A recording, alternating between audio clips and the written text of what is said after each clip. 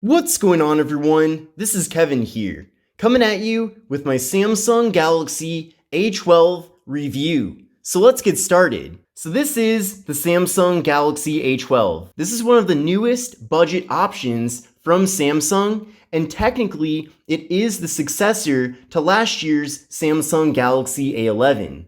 Now, we've already compared this phone versus that phone in great detail in another video here in the channel, so definitely make sure to check that out. Now, to see the most up-to-date pricing for the Samsung Galaxy A12, definitely take a look at the links in the video description. This phone is being offered at a variety of different carriers, and they're all offering their various promotions and discounts, but also this phone is available directly from Samsung's website.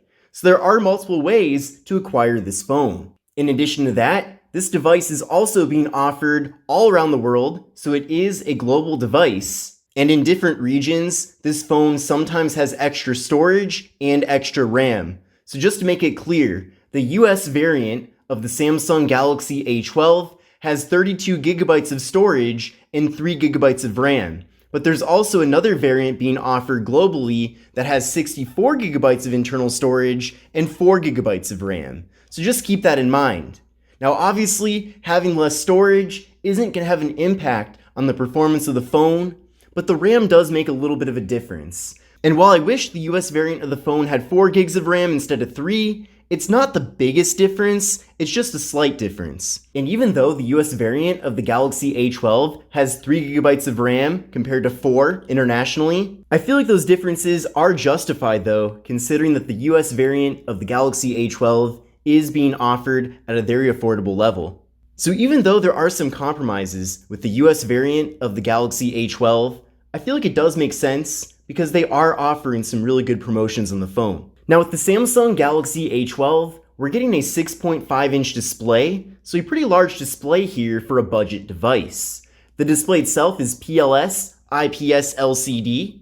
It's a 720p display with a PPI of 264. We're getting an aspect ratio of 20:9, so a more narrow but taller form factor, and we're getting a screen-to-body ratio of 85.5%. So we do have a water drop notch up top here, and a little bit of a thicker bottom bezel, but in general, I feel like the phone does have a decently modern and good-looking design. Now in that notch up top here, we are getting an 8-megapixel front-facing camera, and stay tuned for later on in the video as I'll be showing you a variety of different photo and video samples from the actual phone itself. And again, in the US with the Galaxy A12, you're going to be getting 32 gigabytes of internal storage, but in other markets, you might be getting 64 gigabytes of internal storage. But thankfully, no matter which variant of the phone you end up getting, this device does feature microSD card expansion. Now there's no wireless charging with the Samsung Galaxy A12, but we do get a fingerprint sensor on the side of the phone. And I'm actually a big fan of that placement. So we'll give that a try right now. So that was very quick. One more time. So that was very fast. And in general, I'm a really big fan of having the fingerprint sensor be on the power button because that's typically where you put your finger anyway to turn on the display. So it really does make a lot of sense having it be right here. Now, in addition to having the fingerprint sensor, this phone also features facial recognition, so there are multiple methods for getting into the phone. Now with this device, we do have a quad camera setup on the back of the phone, which is something that's not too common for phones in this price range. But with the Galaxy A12, we're getting a 48 megapixel main camera, a 5 megapixel ultra wide angle camera, a 2 megapixel depth sensing camera for portrait mode, and we're getting a 2 megapixel macro camera for close-up images. Now this device does support portrait mode for both the rear and front cameras, so I'm definitely a big fan of that. Now here's how things look on the camera app on the device. This is through the main camera lens right now. Then from here we can switch over to the ultra wide angle camera to fit a lot more content into the frame. I do use that quite a bit personally. And then we can switch over to the ultra wide angle camera to fit a lot more content into the frame. I'm definitely a big fan of that feature. We can also go over to the More tab to access the macro camera to get those close-up images in great detail. We can also then switch over to the live focus portrait mode, and then we can flip around to the front-facing camera as well and get those nice blurred out backgrounds. Or if you want to, you can just take a standard selfie as well. So I really like that we get so many different options and abilities here when it comes to the various cameras and the camera app on the Samsung Galaxy A12. And in addition to that, we already have a dedicated camera tips and tricks video regarding this phone here in the channel. So if you really want to get the most out of the cameras on this device, then I definitely recommend taking a look at that video. Now, as mentioned at the beginning of this video, this phone is offered in both 3 and 4 gigabytes of RAM, and the processor that we're getting with all variants of the Galaxy A12 is the MediaTek Helio P35 processor. Now that processor is actually the same processor that comes in the LG Stylo 6. Not sure if you're familiar with that phone or not, but I have covered that phone already here on the channel quite a bit. So if you do currently have a Stylo 6, then the Galaxy A12 probably will be very familiar to you as far as performance goes, because it is the same exact processor. Now I did run a Geekbench 5 benchmark test here with the phone. I got a single core score of 169 and a multi-core score of 965. So what I recommend doing is running this test on your current phone and then compare your scores to these scores to get a better idea of whether or not the Samsung Galaxy A12 is going to be a performance upgrade for you. Now with this device, video recording does max out at 1080p with both the front and rear cameras, so keep that in mind. We're getting a very large 5,000 milliamp hour internal battery with the Galaxy A12, which is really awesome. And it does feature compatibility with 15 watt fast charging. So definitely expect to get some really impressive battery life with this device as you do use it, considering that we are getting such a large battery with it. Now at the time of me recording this video, the software with the Samsung Galaxy A12 is Android 10, running Samsung's One UI skin. Now technically, all the A-series phones launched this year will be getting future Android updates. So this phone definitely will be getting Android 10 at some point. I'm not sure when, but I definitely hope it happens soon. But regardless though, if you are familiar with using other Samsung phones in the past, then you're probably going to feel right at home here with the Galaxy A12, considering that it does have the typical user interface that you'd come to expect with pretty much any Samsung device. And from my experience of using the phone, it has run decently well. Of course, this phone is nowhere near as fast as the Samsung Galaxy S21 Ultra, but that phone is over $1,000, so you are going to be spending a fraction of that on the A12, so you should expect a fraction of the performance as well. But I would say in general, if you're looking for a phone that's good for phone calls, text messages, and some light web browsing and social media usage, then this phone definitely will get the job done for you. But if you are someone that spends quite a bit of time on your phone, then you might end up noticing that this phone is a little bit on the slower side. So again, it just depends on what you do exactly on your device and how much time you spend on it for whether or not you're going to need something that's a bit more powerful. Now thankfully, Samsung has a variety of different options in their A-series lineup, such as the A32 5G and also the A52 5G. So there are plenty of other options if you do want something a bit more powerful. And thankfully, we've already done quite a few comparisons of all the various Samsung A-series phones that have launched this year. So I definitely recommend checking that out after you're done watching this video. But taking a closer look at the hardware here of the device, again, we do have that water drop notch up top. I do wish though that they did do a hole punch for the front-facing camera instead of a notch, kind of similar to last year's Galaxy A11, but I suppose this does get the job done, but it's definitely not the most modern or groundbreaking design that I've seen lately. But then again, if you're looking for a phone that has a practical, usable form and layout, then you likely will be satisfied with the A12. Now taking a look at the left side of the phone, we have just the slot for the microSD card and SIM card. Then on the right side of the device, we have volume up, volume down, and then that power button that's also the fingerprint sensor. Then up top here, we have the noise canceling microphone. And then on the bottom of the phone, we have the 3.5mm headphone jack.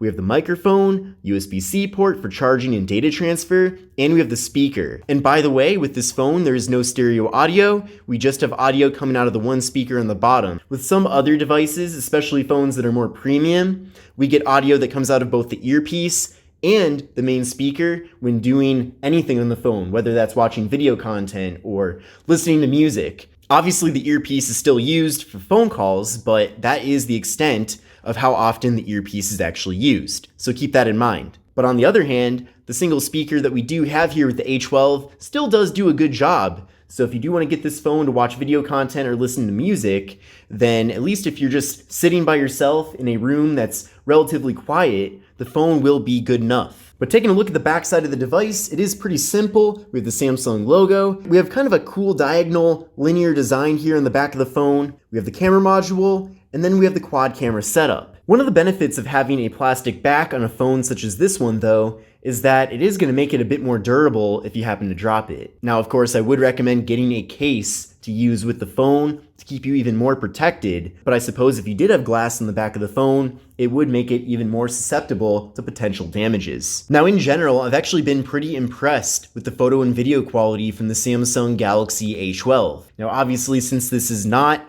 a high-end device, I have kept my expectations in check prior to taking photos and videos with this phone. But again, for what it is, I feel like it definitely gets the job done.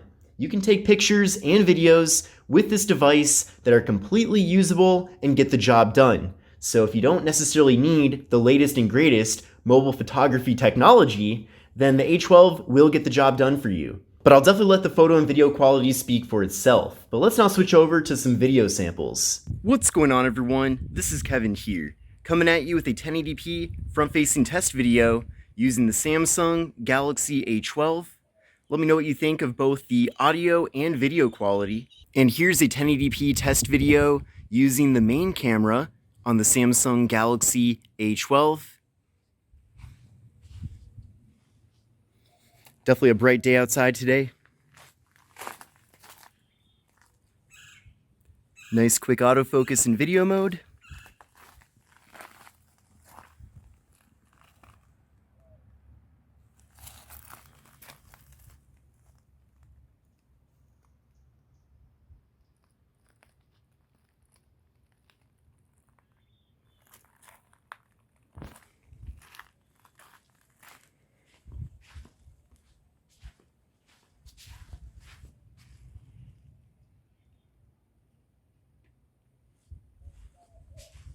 And here's a 1080p ultra wide angle video with the Samsung Galaxy A12.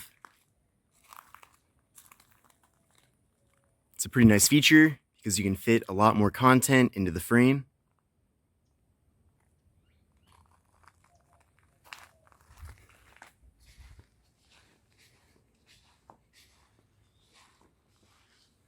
In general, the web browsing experience here with the Galaxy A12 is really good for multiple reasons. The first thing is, the phone does perform decently well. You can see that I can scroll through pretty smoothly here. But in addition to that, thanks to it having that kind of more narrow but taller form factor, you are able to fit more of a web page into one frame here. Compared to a phone that might have a more traditional design where the display is shorter, you'll technically have to scroll more because you won't be able to fit quite as much of a web page into a single frame here. So due to that, that does make the phone really good for reading text. So if you do like to read ebooks on your phone, for example, the A12 is a good device for doing that. But also in general, even though this display is not AMOLED here, things do look nice. I mean, it's decently crisp and clear, even though it's not 1080p and it's 720p. So in general, the display on this phone is perfectly usable for a variety of different tasks. And I am glad that they did go with that larger 6.5-inch form factor, especially since more and more often we're spending less and less time doing phone calls, but instead interacting with applications and doing other things where having a larger display does come in handy. Up on this feature, and if anything, they've really taken it to the next level. Now with the Samsung Galaxy S21 Ultra, we're getting 12. So as I mentioned earlier on in this video, the Galaxy A12 is a good device for watching video content. The speaker gets decently loud here, and you're really getting a large picture here that comes in handy for video content. Now, you are able to crop in if you want to fill up the entire display for a more immersive experience, or not, whatever you prefer. But again, if you want to sit back, relax, and watch a YouTube video, for example, on this phone, then it definitely will get the job done for that. So in conclusion, is the Samsung Galaxy A12 worth buying? I do feel like it is a really good budget device from Samsung. Now again, you have to keep your expectations in line, considering that this phone is very affordable and many carriers are going to be offering it for free if you're switching in from another carrier. So I definitely wouldn't spend too much money on this phone, but if you are able to get it for $200 or less, then I feel like it is a solid deal. Again, all the various carriers are always running different promotions on this device, so I highly doubt that most people that end up getting it are going to be paying the full MSRP for it. But I hope you enjoyed my Samsung Galaxy A12 review. If you liked the video, give it a thumbs up. And again, to learn more about this phone, take a look at the links in the video description. But I hope you have a great day and enjoyed the video, and I'll see you in the next one.